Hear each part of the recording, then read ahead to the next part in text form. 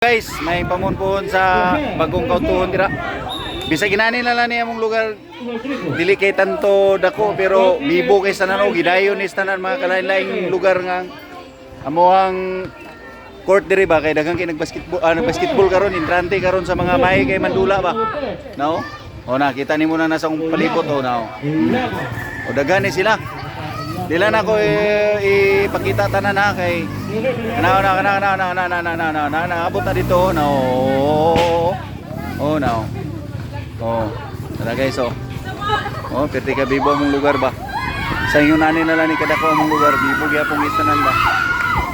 Dako kay premyo ani guys. Trip to Hong Kong ang kisay mag-champion ani. Nya na day kasaot ani nga kuan. 500,000 ang mag-champion. Di ba ma'am? Ato interview na si ma'am. Di ba ma'am? Na ma'am tinuod no? Tinuod no? Na tinuod lagi Na di ba? Nakita niyo mo si ma'am. Tinuod kayo ba? Gwapa kay si ma'am no. No, bibo kayo no.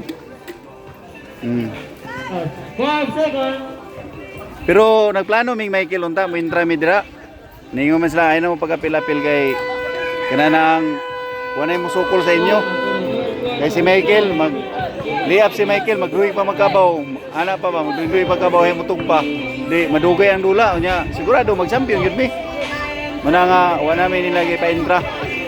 Tungod kay kananang nakabalo na unsay among kalidad ni Michael ba. Kulay lang sa sila. Break lang sa sila. Wa pa niabot akong players guys. Moabot to karon ipakita nako sa inyo. Mo na nga kanila sa partial lang sa ni karon. Gikan karong mga oras sa so kanina naman nagsugod. Mao man ni unya mga ma'am, unya mao man mga alas 7 na si ma'am o. Di ba kita ninyo na si ma'am. Siya may nagkuha na ning mga pasiugda ning mga kalingawan ko dinikot. Daghang kayo tao. Karon pala ni mao pay pagsugod ani pero daghan na sila. Unya ni mga tawo-tawo siguro mga alas 3 pa taas-taas na hamtong ang oras.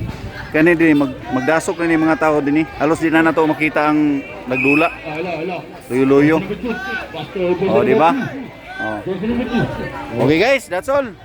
At least nga nasaksihan ninyo kung unsa ka bibo ang lugar ba. Ayo mo dia. That's all. I love you. Bye-bye.